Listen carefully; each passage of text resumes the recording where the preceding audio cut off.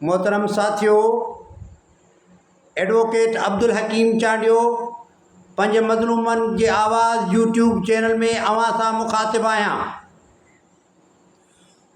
हज़ारों साल नरगिस अपनी बेनूरी पे रोती है, बड़ी मुद्दत से होता है चमन में दीदवर पैदा। अज 21 जून जो वो ॾींहुं आहे जंहिं ॾींहं ते शहीद ज़ुल्फ़िकार अली भुट्टे जे घर में मोहतरमा बेनज़ीर भुट्टो साहिबा जनम वरितो। मोहतरमा बेनज़ीर भुट्टो साहिबा 21 जून 1953 में जनम वरितो। अञा हूअ 16 सालनि जी उमिरि जी थी त ज़ुल्फ़िकार अली भुट्टे उनखे पाकिस्तान खां ॿाहिरि तालीम जे लाइ मोकिलियो। 16 सालनि जी उमिरि में वञी करे हुन जिन इदारनि में तालीम हासिलु कई त उते हुन पंहिंजे एशिया जे पोइते पयल इलाइक़े जे बरे सग़ीर जे हिकु नौजवान छोकिरी पंहिंजी सलाहियतुनि खे एतिरो उजागर कयो जो उते लीडर बणिजी वई। पंहिंजे शागिर्द अॻुवाणनि जो ऐं पंहिंजे शागिर्द तंज़ीमुनि जी अॻुवाणी वारी हैसियत मोहतरमा बेनज़ीर भुट्टो साहिबा खे नसीब थी।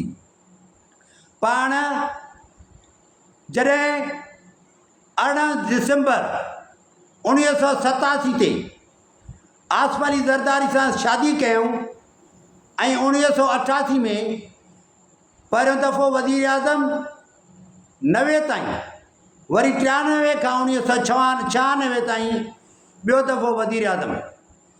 पाण मोहतरमा सॼी दुनिया जे इस्लामी मुल्कनि जी पहिरीं ख़ातून मुस्लिम वज़ीर आज़म थी जेको एज़ाज़ मोहतरमा बेनज़ीर भुट्टो साहिबा खे हासिलु आहे।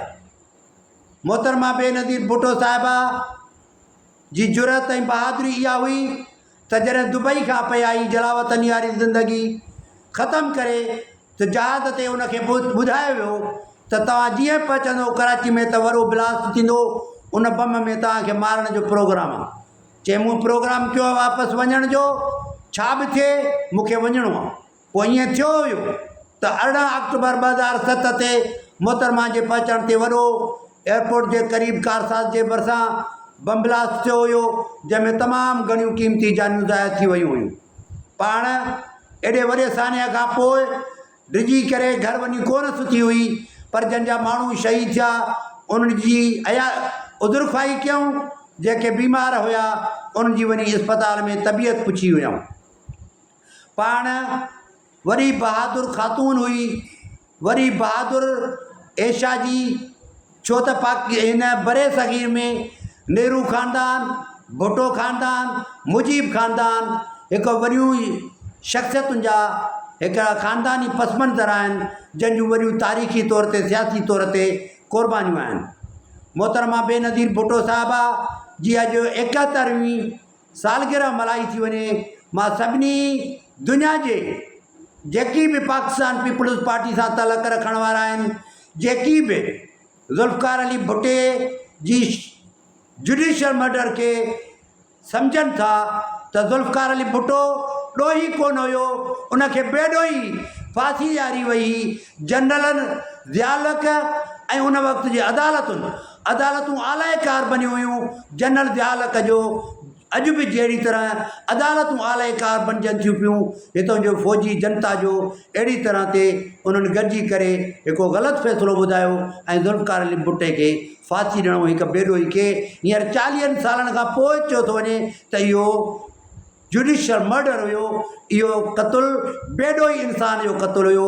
जंहिं माण्हू तव्हांखे आइन ॾिनो, जंहिं माण्हू तव्हांखे एटम बम ॾिनो, जंहिं माण्हू तव्हांखे 90,000 हिंदुस्तान खां पंहिंजा क़ैदी छॾाए ॾिना, जंहिं हिंदुस्तान खां तव्हांजो कब्ज़े में पयल इलाइक़ो वापसि करायो, जेको पाकिस्तान जो अक़वाम मुतहदा में नुमाइंदे जी हैसियत में वञी करे पेपर फाड़े करे जुरत जो मुज़ाहिरो करे आयो, मुल्क जो सदर रहियो, सिविलियन मार्शल एडमिनिस्ट्रेटर रहियो, वज़ीर आज़म रहियो, उन माण्हू सां इहो तव्हां असरु कयो त उनखे तव्हां फांसी ॾेई छॾी।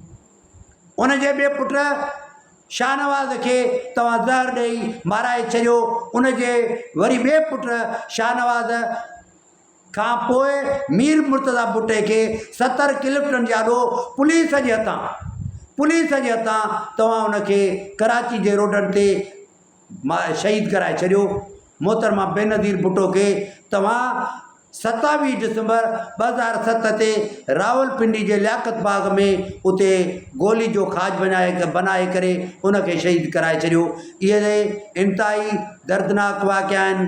पर अॼु मां मोहतरमा बेनज़ीर भुट्टो साहिबा जे जनम ॾींहं ते उमेद थो करियां त उन जे नक्शे क़दम ते ज़ुल्फ़िकार अली भुट्टे जे नक्शे क़दम ते हलंदे करे पार्टी पंहिंजो अंदर में बेहतरी वारे माहौल खे पैदा कंदी ऐं पार्टी उन्हनि विछड़ी वियल साथियुनि खे जेके मोहतरमा जे वञण खां पोइ पार्टी छॾे विया आहिनि उन्हनि जे लाइ सोचींदी त उहे माण्हू पार्टी खे छो छॾे विया।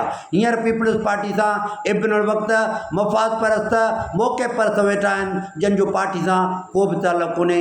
वरी बि अॼु मोहतरमा बेनज़ीर भुट्टो साहिबा जेका मुस्लिम ममालिक जी पहिरीं मुस्लिम चूंडियल वज़ीर आज़म हुई ख़ातून, उन जे जनम ॾींहं ते उनखे ऐं उनजे सॼे पोलगनि खे पार्टी सां तालुक़ रखंदड़नि खे मुंहिंजे तरफ़ां संदसि जे जनम ॾींहं ते सालगिरह मुबारक।